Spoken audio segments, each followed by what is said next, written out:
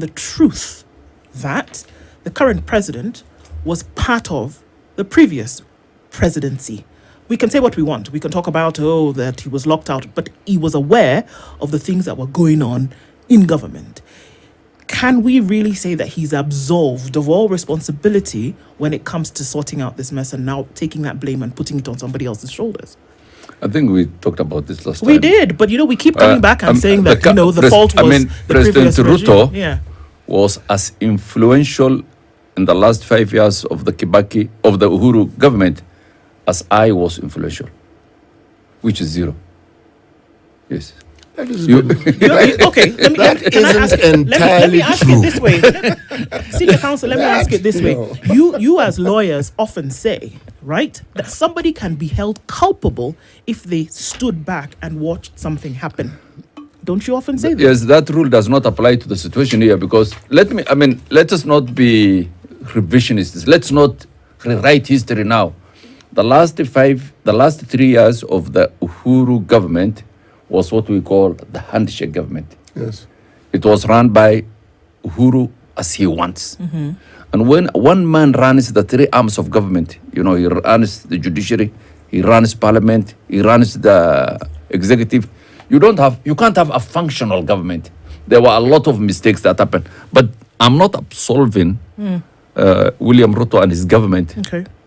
Not for the mistakes of for Uhuru, but they made a lot of mistakes themselves. The president for 1 year has run a very incompetent government. The president has run a very, spendthrift government. The president has allowed everybody in government, corruption, it's at a level we have never seen. If you go anywhere, some institutions that work, if I go to, I won't name names, but if I go to some offices, people will expect you to give money. It has become a way of life. So those are the mistakes the president is guilty of. But the economy, most of the problems that we are facing from an economic point of view is Uhuru created slightly compounded by Ruto because of certain policy decisions he made. For example, I think he should have reduced the cost. There are a lot of these people called advisors that run the economic sectors of the country. There's something called the treasury, The treasury runs how a country's economy runs. The central bank. All those institutions, in my view, have been emasculated. The treasury doesn't even speak on anything. The minister, the PS, the technocrat, the bureaucrats who run the treasury, I think they're jobless. They sign papers on policy decisions that they have really no say. So, there's a lot of issues going on, but the majority of the problems we are facing is historic and some component that is the creation of the current government. Well, I hear senior counsel, and what we have is a systemic failure of good governance in this country.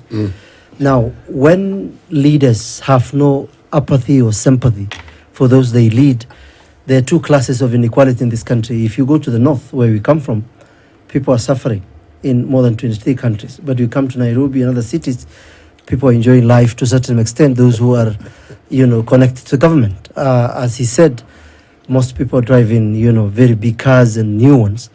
On Friday and Saturday, I happen to drive around Nairobi, and you'll see when there is traffic, few cars will take the other lane. You see, and if they come behind you, they hoot so that you leave them.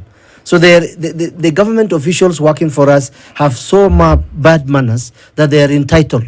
Now, the rule of good governor, as the constitutional lawyer, is the observation of the rule of law in this country. It doesn't. There is no transparency. There is no accountability. This loan, where does it start and where does it end? If you look at the Kenya Kwanza government, in the first 9 months, they borrowed 1.2 trillion. So they still borrowing 1.2 trillion in the first 9 months. 9 months? Yes. On 20th of June 2023, they borrowed 213 billion single day. These are local and international, whether it's from IMF or all these.